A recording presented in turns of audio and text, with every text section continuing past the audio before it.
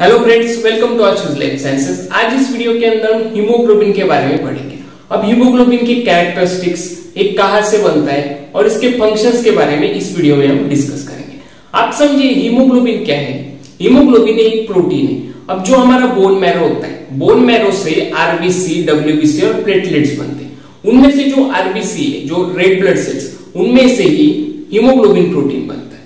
अब आप देखिए हीमोग्लोबिन प्रोटीन के कुछ कैरेक्टरिस्टिक्स है। सबसे पहले तो एक ग्लोबुलर प्रोटीन है, एक ग्लोबुलर प्रोटीन है। और ये जो अगर पानी के अंदर में हीमोग्लोबिन को प्लेस करो, consider that this is water in the beaker. अब इसके अंदर अगर मैंने हीमोग्लोबिन प्रोटीन प्लेस किया तो ये सोल्यूबल हो जाएगा। तो इसका एक कैरेक्टरिस्टिक हो गया कि haemoglobin which is soluble in water. अब इसका स्ट्रक्चर किस तरीके से होता है? इसका स्ट्रक्चर क्वाटरनरी होता है और इसका मेन काम क्या होता है? ये ऑक्सीजन को कैरी आउट करता है। हम अब पढ़ेंगे। देखिए आप सबसे पहले समझिए कि हीमोग्लोबिन, इसे अगर हम डिवाइड करेंगे इस वर्ड, तो हीम और एक ग्लोबिन, हीम और ग्लोबिन। अब आप समझिए हीम मतलब क्या होता है?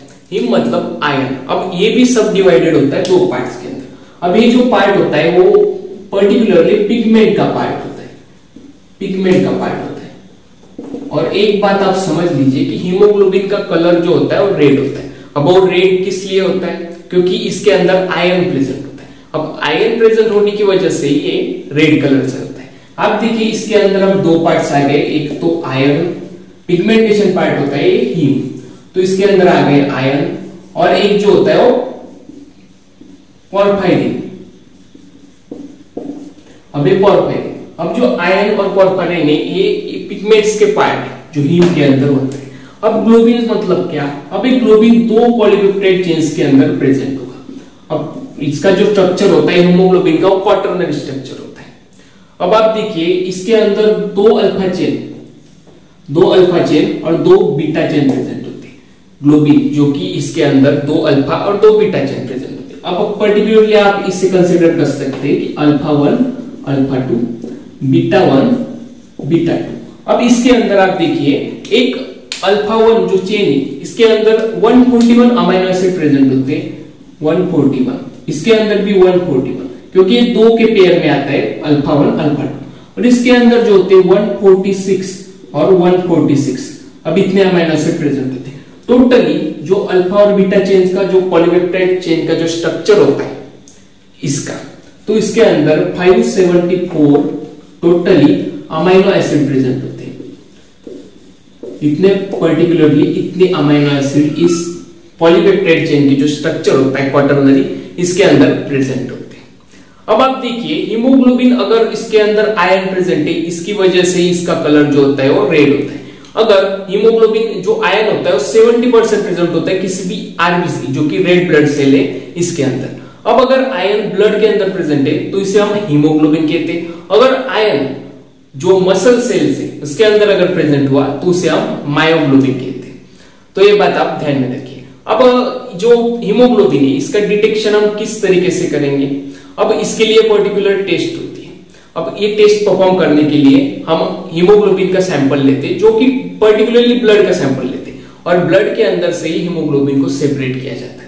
अब आप देखिए कि हीमोग्लोबिन का मेन फंक्शन क्या होता है।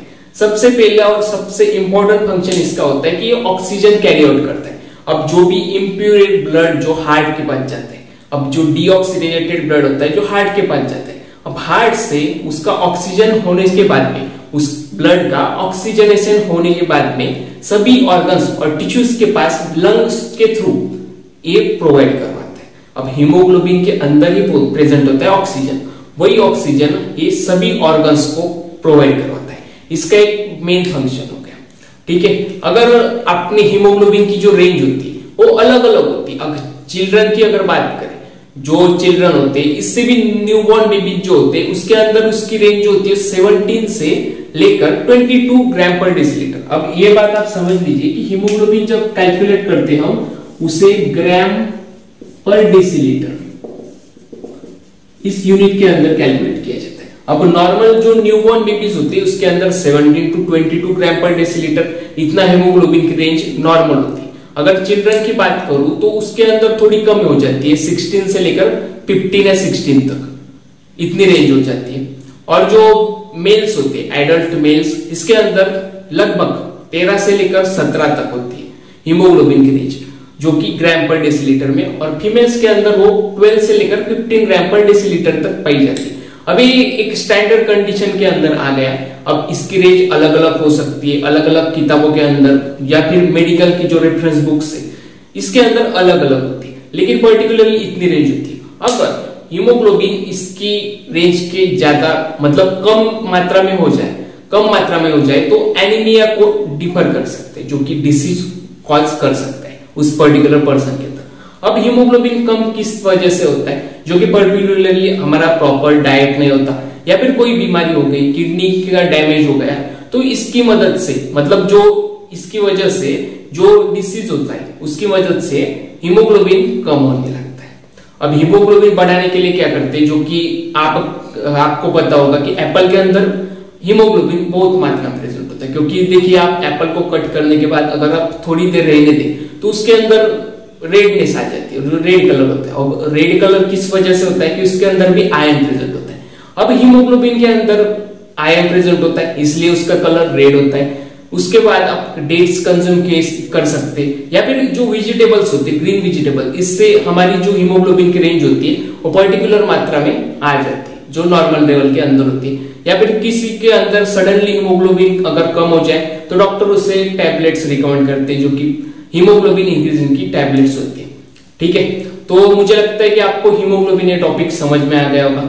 अगर आपको इस वीडियो के अंदर कोई डाउट है तो आप कमेंट सेक्शन में पूछ सकते हैं। Thank you very much for your patience listening.